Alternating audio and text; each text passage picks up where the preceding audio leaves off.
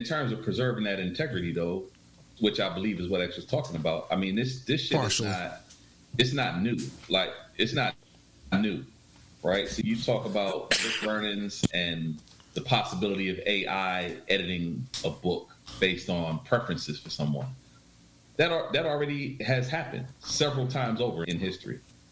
You know what I mean? There's always been people burning books. There's always been books that they took out whatever passages or something like that. You know what I mean? So it's nothing new. Even so, if you watch, if you on the Disney app, if you scroll all the way down to where like the old Disney shit is, the old like really racist Disney shit is, it's still there. But Disney did a smart thing to me. They put a disclaimer on there, and it said I'm paraphrasing, but it's something like, okay, this is some shit that by today's standards ain't cool. Right. But this reflected the attitude of the times. So watch this at your own risk. Right. You know what I mean? And I think that's really what you need to get to, is just explaining to people, okay, we get it. This shit ain't acceptable today.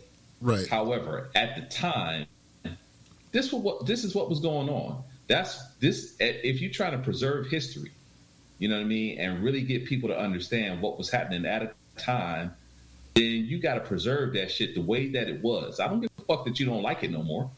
At the time, it's what everybody was doing. Right? Everybody was racist. It's no secret that Walt Disney was a racist motherfucker. It's all good. So was fucking Charles Schultz. So was, who created Bugs Bunny? I can't remember. Mel Blanc. Yeah, he had a bunch of voices. But, I don't think Charles Schultz deserves that smoke, but maybe. I mean, I don't know. I don't know. I'm just saying, at the time, it wouldn't be surprising if he was. You know what I think? Is interesting about that when you talk about for your time, racist for their time.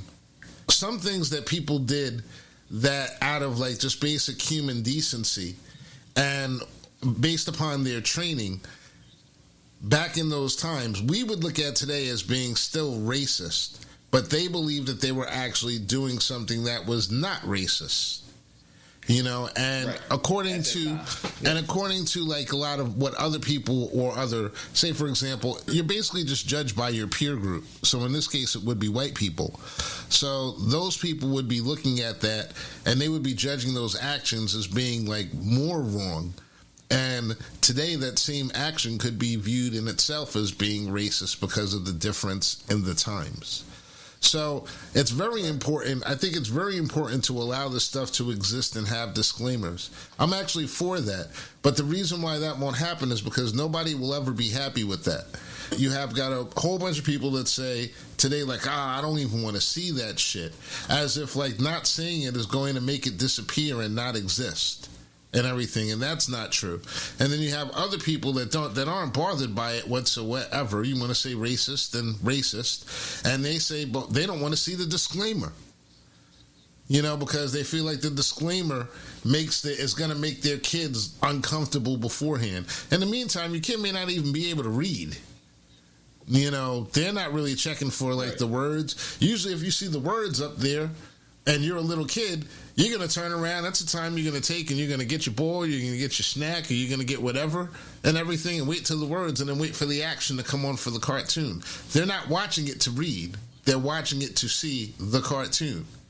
So it's like, it's an answer that doesn't make anyone 100% happy, and that's how solutions are supposed to be. No one's supposed to be 100% happy.